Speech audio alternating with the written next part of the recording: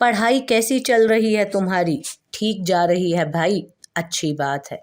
वो फिर से सर झुकाकर खाने लगी थी आइसक्रीम जो ज़ियाद ने उसे दिलवाई थी। अच्छा एक बात बताओगी सच सच? जी पूछें। देखो माहीन, मुझसे झूठ मत बोलना। मैं झूठ क्यों बोलूँगी? ज़ियाद कुछ देर खामोश रहा। उस दर्जी के लड़के को कैसे जानती हो? वो एक लम्हे को खामोश रह गई। सारे जिस्म का खून उसके चेहरे पर आन रुका था। लम्हों में वो सुर्ख से स्याह पड़ती चली गई। कौन सा किसकी बात कर रहे हैं ज़ियाद भाई?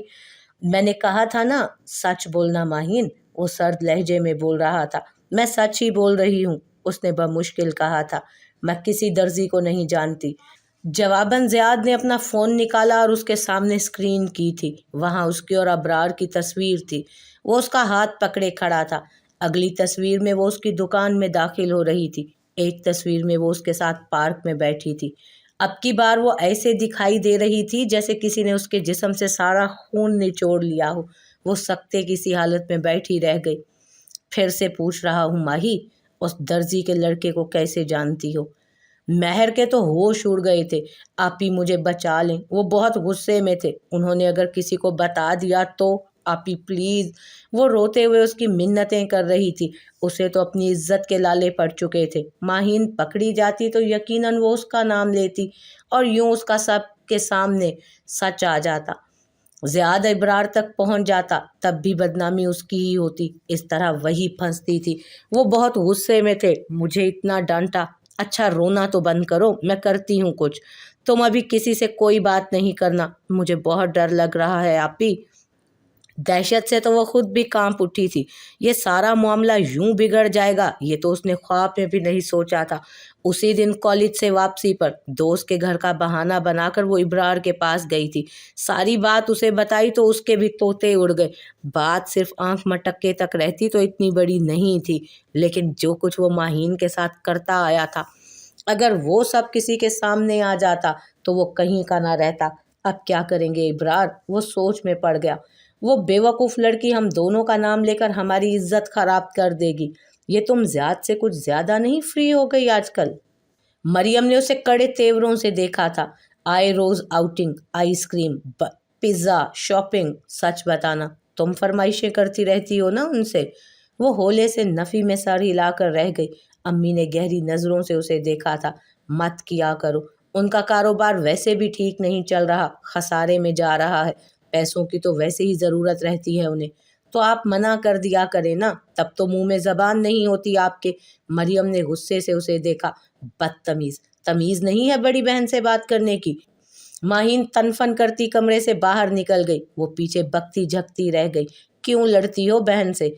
उसे नहीं देख रही कैसे बात करती है? चिढ़ जाती है बात बात पर, बिला वजह गुस्सा करने लगती है। वो मुस्कुरा दी। उम्र है ये उसकी, इस उम्र में यही होता है। अपना नहीं याद तुझे कैसी चिड़चिड़ी हुई रहती थी तो इन दिनों? बहन है बेटा, वो भी छोटी, उसे भी मैं समझाऊंगी। वो चुप रह गई। एक रास्ता है मेरे पास इस सब से निकलने का महर। वो क्या? हम भाग चलते हैं यहाँ से। मेरा एक दोस्त है दुबई में, बहुत अरसे से मुझे आने को कह रहा है। उसके पास चले जाएंगे। महर सारा रास्ता उसके उस मशवरे के बारे में ही सोचती रही थी। घर पहुंची तो अम्मी बहुत खुश थी। वो जो पिछले हफ्ते आए थे ना रिश्ते वाले तुझे देखने, अरे वही जिनकी लाहौर में 4 कोठियां हैं, उन्होंने हाँ कर दी है। वो पैर लटकाकर चारपाई पर बैठ गई। लड़का बाहर जाने का सोच रहा है। उसके जाने से पहले ही वो शादी का कह रहे हैं, फिर दोनों को इकट्ठा भेज देंगे। वो बता रही थी वहाँ भी उनके घर और स्टोर हैं। वो उसे खुशी खुशी सब बताए जा रही थी। अल्लाह, महर कितना अच्छा होगा ना।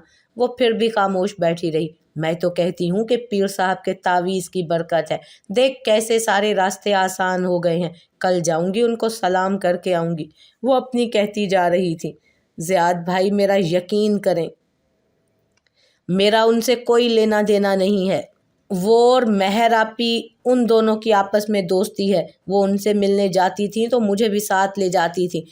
उनकी शॉप पर भी मैं बस आप ही की चीज़ें ही पहुंचाने जाती थी। मेरा उनसे कोई ताल्लुक़ नहीं। वो कहते हैं कि वो मुझे बहन समझते हैं। ज़ियाद तंज़िया हंसा। बहनों के साथ कोई भी यूं सरेआम वो सब नहीं करता वो जो तुम्हारे साथ करता है। उसने सख्त नज़रों से उसे देखा। उसे भी देख लूँगा मैं, اور مہر کو بھی۔ تب تک خبردار جو تم دوبارہ اس کے پاس گئی، ٹانگیں توڑ دوں گا میں تمہاری، سمجھی تم؟ وہ واپسی پہ سارا راستہ دہشت سے کانپتی رہی تھی۔ گھر جا کر بھی سیدھا واش روم میں گھس گئی اور دیر تک وہیں بیٹھی روتی رہی۔ ساری رات کروٹیں بدلتے گزر گئی۔ صبح وہ بخار میں تپ رہی تھی، پیٹ میں جیسے گرہیں سی پڑ گئی تھی۔ دن چڑھے امی اسے لے کر ڈاکٹر کے پاس آئی تھی۔ پریشانی کی کوئی بات نہیں ہے، پیریڈ شروع ہو رہے ہیں تو اسی وجہ سے تکلیف ہے۔ وہ کسی کو کچھ بتاتی تو کوئی جان پاتا نا۔ پریشان مت رہا کرو، خوش رہا کرو۔ تم تو ماشاءاللہ اتنی پیاری سی لڑکی ہو، اب بڑی ہو گئی ہو، سمجھدار بھی ہو جاؤ۔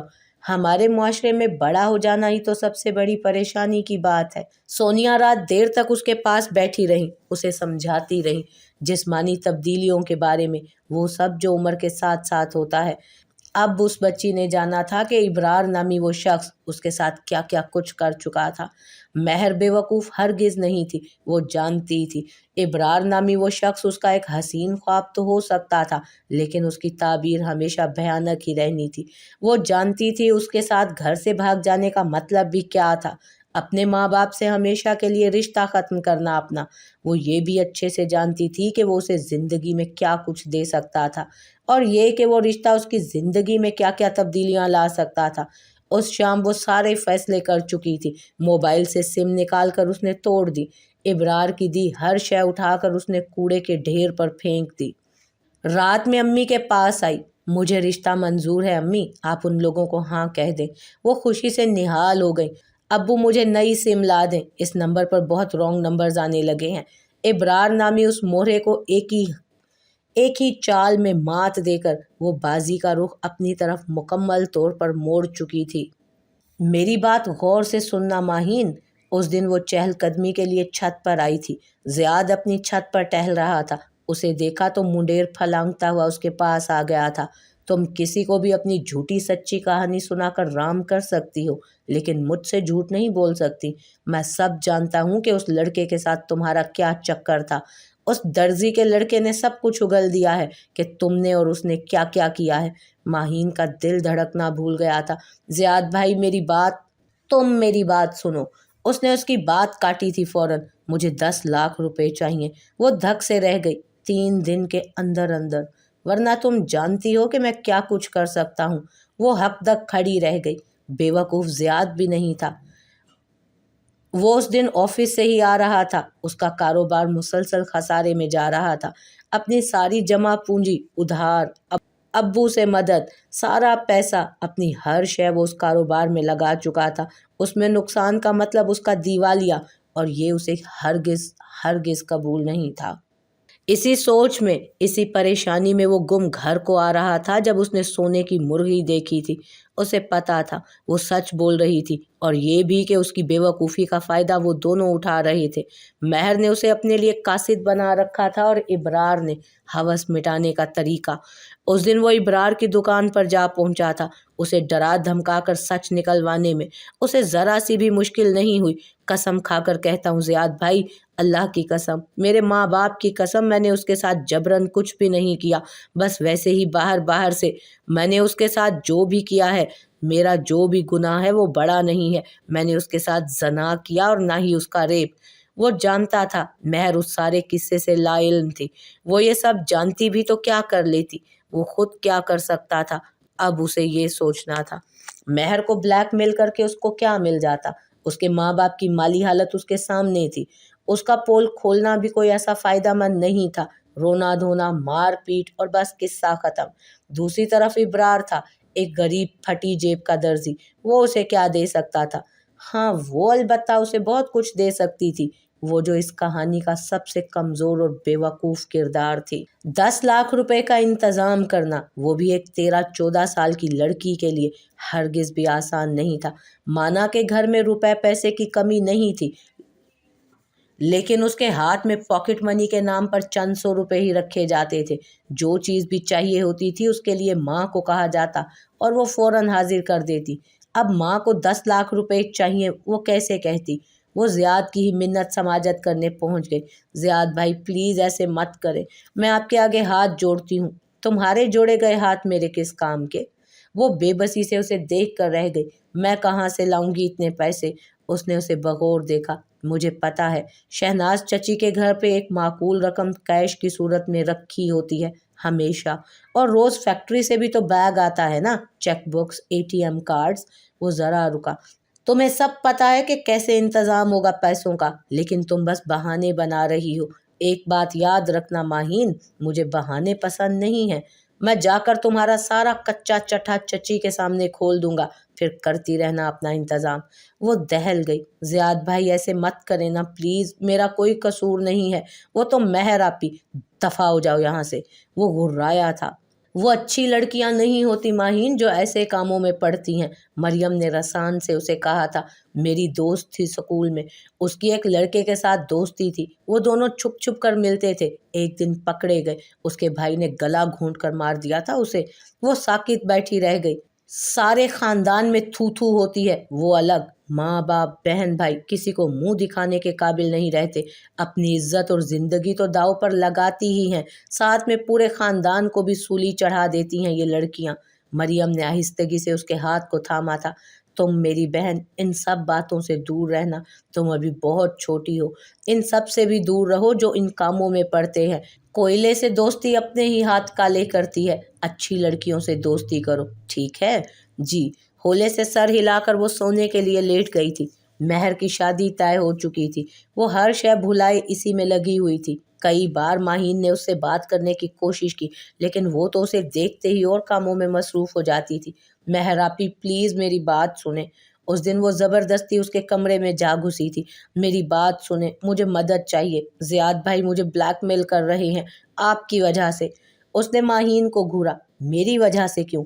आपको पता है क्यों? मुझे नहीं पता, बताओ। उसने सीने पर हाथ लिए उसने सीने पर हाथ लपेटे और कड़ी नज़रों से उसे देखा। मुझे नहीं पता कि तुम क्या बात कर रही हो। मेरी वजह से तुम्हें कोई क्यों ब्लैकमेल करेगा? मेहर आपी, वो उसे देख कर रह गई। वो चेहरा तो पहचान में ही नहीं आ रहा था। आप और इब्रार की। शट अप, उसने चिल्ला कर कहा और आगे बढ़कर उसके बाल दबोच लिए। दर्द की शिद्दत से माहीन की आंखों में पानी आ गया। एक बात कान खोल कर सुन लो माही, मेरे नाम के साथ किसी भी घटिया इंसान का नाम जोड़ा या मेरी ज़ात पर कोई भी बोहतान बांधा ना, तो मुझसे बुरा कोई नहीं होगा। ये गलत है आपी। वो बेबस नज़रों से उसे देख कर रह गई। आपको भी पता है कि मैं किस ताल्लुक की वजह से फंस गई हूँ। ये सब आपकी वजह से हुआ है। आपको भी पता है, आपका इब्रार भाई से रिश्ता, दोस्ती, मैं सबको बता दूंगी। महर ने उसे देखा और बाल छोड़ दिए। जाओ बताओ, लेकिन सबूत कहाँ से लाओगी कि ऐसा कोई ताल्लुक था?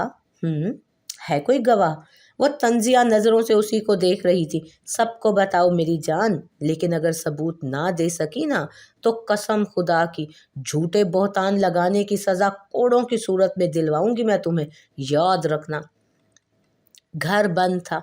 दरवाजे पर पड़ा ताला उसका मुंह चिढ़ा रहा था। माहीन ने हैरानी से देखा था। तभी पड़ोस के घर से वो औरत बाहर निकली। आंटी सुने, ये लोग कहाँ गए हैं? ये दर्जी के घर वाले? जी, वो तो बाहर चले गए, दुबई। शायद 4-5 दिन तो हो ही गए हैं। खैरियत थी? उसके पैरों तले से ज़मीन खिसक गई थी, टांगों से जान निकल गई थी। वो थक कर वहीं चौखट पर बैठ गई। तो इसलिए इतने धड़ल्ले से महर उसे सबूत लाने का कह रही थी। तभी उसने मोटरसाइकिल की आवाज़ सुनी। होले से सर उठाकर उसने देखा, ज़ियाद उसी को देख रहा था। और जब उसे यकीन हो गया कि वो इस भंवर में पूरी तरह से फंस चुकी है, हाथ पैर मारने का कोई फ़ायदा नहीं, तो उसने मदद के लिए उसी शख्स की तरफ देखा जो मदद की कीमत पहले ही तय कर चुका था। अम्मी की अलमारी की चाबी उसे अच्छी तरह पता थी कि कहाँ मिलेगी। माँ ने कभी उनसे कुछ छुपाया ही नहीं था। घर की एक एक चीज़ सामने थी। उसे चोरी का डर ही नहीं था, फिर भी चोरी हो गई। क्यों और कैसे? वहाँ जहाँ माँ ताला लगाना भूल गई। होता है इस उम्र में, लड़के गुस्सील हो जाते हैं और लड़कियाँ चिड़चिड़ी या फिर अंदर ही अंदर खामोश। जिस्मानी तब्दीलियों के साथ साथ ये बदलाव भी आते हैं। वजह ढूंढ ली थी उन्होंने, लेकिन उसे गैर अहम कहकर जाने दिया। लड़का दोस्त यारों का कहकर घर से घंटों गायब है। कोई नहीं होगा, दोस्तों के साथ है। लड़की घंटों फ़ोन लिए किसी कोने में छुपी हुई है। कोई बात नहीं, काम की ही बात होगी कोई। कोई बात नहीं। بات تو ہے اور وہ آنکھوں کے عین سامنے ہے، بس تم دیکھنا نہیں چاہتے۔ اور یہاں بات دوست یا فون کی نہیں ہے، تمہاری اپنی اولاد کی ہے۔ دوست ہے تو کون، کہاں، کیسے، کب، اور فون ہے تو کیا، کیوں، کیسے، کس کا اور کب۔ سوال کرو گے تو جواب ملے گا نا، جواب کریدو گے تو سچ ملے گا۔ جب تم خود ہی ایک مفروضہ گھڑ لیتے ہو اور اسے اس مسئلے کا حل بتا کر سب کو خاموش کروا دیتے ہو، تب جھوٹ بہت خوش ہوتا ہے، تب جھوٹے پروان چڑھتے ہیں اور دھوکے باز اور غارت گر۔ زیاد نے وہ پوٹلی کھولی تھی، کچھ کیش تھا، ایک چیک، 2 چوڑیاں، ایک انگوٹھی اور 2 بالیاں۔ اس کے چہرے پر مسکراہٹ تیر گئی۔ دیکھا، میں نے کہا تھا نا کہ تم کر لو گی۔ وہ سر جھکا کر رہ گئی۔ زیاد اب نوٹ گننے میں لگا تھا۔ اپنی صلاحیتوں پر شک نہیں کرتے چھوٹی، سمجھی؟ انسان اگر ٹھان لینا تو ساری دنیا فتح کر سکتا ہے۔ زیاد بھائی، اب پلیز کسی اور کو اس بارے میں مت بتائیے گا۔ اب تو میں نے سارے پیسوں کا انتظام بھی کر دیا ہے، پلیز اب جانے دیجیے، بے فکر رہو۔ اس نے بشاشت سے اسے دیکھا۔ تمہیں اب ٹینشن لینے کی ضرورت نہیں ہے، میں کسی کو نہیں بتاؤں گا، بے فکر ہو جاؤ۔ ماہین کو لگا اس کے سینے سے ایک بڑا بوجھ ہٹ گیا۔ مہر کی مہندی تھی، اس کا اس خود غرض لڑکی کی خوشیوں میں شامل ہونے کا بالکل بھی دل نہیں کر رہا تھا، لیکن مجبوری تھی۔ میں کون سا خوشی سے جا رہی ہوں، اب دنیا داری کے لیے تو اتنا کرنا پڑتا ہے نا، شہناز نے اسے کہا تھا۔ اب سونیا تو سچی ہو گئی ہے کہ سب کو بلایا ہے شادی پہ، ہم نہ جا کر اب برے بن جائیں گے۔ انہوں نے دونوں کو پچکارا، اٹھ جاؤ، جلدی سے تیار ہو جاؤ۔ وہ بھی تیار ہو گئی۔ جو ہو چکا سو ہو چکا، اب سب کے پیچھے وہ سب اذیت جھیل چکی تھی۔ اس سب میں اپنا نقصان کروا کر اب وہ آگے بڑھنا چاہتی تھی، اس سب کو بھول کر ایک نئی شروعات کرنا چاہتی تھی۔ اس لیے اپنا پسندیدہ جوڑا پہن کر پورے دل سے تیار ہوئی تھی۔ مریم سے میک اپ کرایا، جویلری، چوڑیاں، گجرے، وہ سب رنگ جو زندگی کی علامت تھے۔ سارے فنکشن میں وہ ہنستی مسکراتی رہی تھی، مہندی اور پھولوں کے تھال سجاتی، کہے لگاتی، سنگیت کے ساتھ جھومتی ہوئی، بھاپ اڑاتے کھانوں کو مزے لے کر کھاتی ہوئی، بھرپور زندگی جیتی ہوئی۔ اب مجھے مزید اس سب میں نہیں پڑنا ہے، مجھے اب ساری توجہ پڑھائی پر دینی ہے، ٹاپ کرنا ہے، آگے بڑھنا ہے۔ یہ جو میری غلطیاں تھیں ان سے سیکھنا ہے، لیکن انہیں گلے سے لگائے نہیں رکھنا۔ پھول ہوا میں اڑا کر دوپٹے کو لہراتی وہ خوشی سے کچھ گنگنا رہی تھی۔ جب وہ اسے دلچسپی سے دیکھتا اس کے پاس آ کھڑا ہوا، وہ چونک گئی، قدم خود بخود رک گئے۔ وہ آنکھوں ہی آنکھوں میں مسکرا رہا تھا۔ مجھ سے چھت پہ ملو۔ اس کے کان میں سرگوشی کرتا وہ مڑ گیا۔ ماہین کی زندگی کی سب سے بڑی غلطی یہ نہیں تھی کہ وہ اس کے بلانے پر چھت پر گئی تھی، اس کی غلطی تب بھی نہیں تھی جب وہ پہلی بار مہر کے کہنے پر اکیلی ابرار کی دکان پر گئی تھی۔ اس کی زندگی کی سب سے بڑی غلطی تب ہوئی تھی جب اس نے ماں سے سب سے پہلا جھوٹ بولا تھا، جبکہ ماں کیا ہوا بیٹا پوچھنے پر کچھ نہیں امی کہہ دیا تھا۔ زیاد بھائی، چھت پر اندھیرا تھا، رات تو ہوتی ہی اندھیر ہے، تبھی تو اس سے پناہ مانگی گئی ہے۔ میں یہاں ہوں گڑیا، ادھر آؤ۔ اسے بتایا گیا تھا کہ کسی اجنبی کے ساتھ تنہا کہیں آنا جانا نہیں ہے۔ اسے یہ درس جاننے والوں کی بابت کیوں نہیں بتا دیا گیا؟ مائیں جب بیٹیوں کے لیے نامحرم کی گنتی کرتی ہیں تو خاندان کے ہر لڑکے کو بھائی کی کیٹیگری میں کیوں ڈالا جاتا ہے؟ ڈر کیوں رہی ہو؟ آؤ نا، آ بھی جاؤ۔ اس سے پہلے کبھی اس نے زیاد کو سگریٹ پیتے ہوئے نہیں دیکھا تھا۔ اسے وہ دھواں اچھا نہیں لگ رہا تھا، وہ بھی یوں دھواں اڑاتے اچھا نہیں لگ رہا تھا۔ تم بہت پیاری لگ رہی ہو آج۔ آپ کو کچھ کام تھا مجھ سے زیاد بھائی؟ نیچے لڑکیاں مسلسل ڈھولک پیٹ رہی تھی، گیت گا رہی تھی۔ کام تو ہے۔ کیا؟ وہ خوابناک لہجے میں کہتا اس کے پاس چلا آیا۔ وہ درزی کا لڑکا ابرار کیسا لگتا تھا تمہیں؟ وہ چپ رہ گئی۔ بتاؤ نا، وہ کیسا لگتا تھا تمہیں؟ وہ خاموش کھڑی رہی۔ اچھا چلو یہ بتاؤ کہ میں کیسا لگتا ہوں تمہیں؟ مجھے اب جانا چاہیے زیاد بھائی، امی پریشان۔ زیاد نے اسے مضبوطی سے پکڑ کر اپنی طرف کھینچا تھا۔ میں بھی تو پریشان ہوں، میں نے بھی تو تمہیں پکارا ہے، میری پریشانیوں کو دور کرو، میری پکار کا جواب دو۔ زیاد بھائی مجھے چھوڑیں۔ اسے کہا تھا مجھے چھوڑو؟ ہاں اسے کہا تھا، اس کے ساتھ تو سرے عام گلے ملتی تھی، اسے روکا تھا؟ زیاد بھائی، وہ اسے خاموش کروا چکا تھا۔ ماہی کو سانس لینا دوبھر ہونے لگا، اس کے ہاتھ اس کے جسم پر رینگنے لگے۔ یوں ہی ایسے ہی کرتا تھا نا وہ بھی، مجھ سے کیوں ڈر رہی ہو؟ میں تو اپنا ہوں۔ رکو ذرا، یہاں چھوا اس نے، اور یہاں۔ اس رات ماہین نے جان لیا تھا کہ اب وہ ساری زندگی کے لیے اس دلدل میں پھنس چکی تھی۔ ایک کہاوت ہے کہ پرایا مارتا ہے تو دھوپ میں پھینکتا ہے، اپنا مارے بھی تو چھاؤں میں ڈالتا ہے۔ جس بدبخت کا یہ سنہری قول ہے، کوئی اس سے پوچھے کہ مردے کو دھوپ چھاؤں سے کیا مطلب؟ وہ اس کا اپنا اس کی لاش کو تپتے اندھیرے کے گھاٹ اتار چکا تھا۔ وہ جو پرایا تھا پھر بھی ڈر گیا تھا، لیکن وہ اپنا۔ وہ ادھموئی سی کھردرے فرش پر پڑی تھی، پیٹ میں پتھر چبھ رہے تھے، سارا وجود پسینے میں بھیگ چکا تھا۔ وہ جانے کیسے زندہ تھی۔ زیاد پاس ہی کھڑا کپڑے درست کر رہا تھا، وہ ویسے ہی بے حس پڑی رہی۔ وہ منڈیر کے پاس کھڑا سگریٹ پیتا رہا، پھر چلتا ہوا اس کے پاس آیا۔ تمہاری آواز بھی نکلی، ایک لفظ بھی کسی کی سمجھ میں آ گیا نا تو یاد رکھنا میرا نام۔ تمہیں تو عبرتناک سزا دوں گا ہی، تمہاری بہن کی زندگی بھی جہنم بنا دوں گا، سمجھی؟ خوف ہے جو بہادر بناتا ہے انسان کو۔ ہر مشکل سے مشکل فیصلے کے پیچھے ڈر ہی ہوتا ہے، اور راستے کے سہل ہو جانے کی وجہ بھی یہی ہے۔ خوف نے اٹھنے پر مجبور کیا تھا، اسی خوف نے اسے طاقت بخشی کہ وہ سیڑھیاں اتری، اسی خوف نے اسے واش روم میں بند کروایا۔ امی اور مریم ابھی لوٹی نہیں تھی، فنکشن ابھی جاری تھا، رات ابھی بہت باقی تھی۔ جب تک وہ لوٹیں وہ کپڑے تبدیل کر کے کمرے میں جا چکی تھی۔ ماہی، انہوں نے حیرانی سے اسے دیکھا، اندھیر کمرے میں وہ بستر پر پڑی تھی۔ بیٹا کیا ہوا ماہین؟ اس نے سر تک لحاف اوڑھ لیا تھا۔ ماہین بچے کیا؟ میں ٹھیک ہوں امی، مجھے اب سونا ہے، بس مجھے سونا ہے اب۔ وہ کھڑی رہ گئی، مریم بھی کھڑی بے یقینی سے اسے دیکھ رہی تھی۔ میں بہت تھک گئی ہوں امی، مجھے سونے دیں۔ وہ ماہین تو نہیں بول رہی تھی، وہ تو بے بسی تھی جو بس رو دینے کو تھی کسی بھی لمحے۔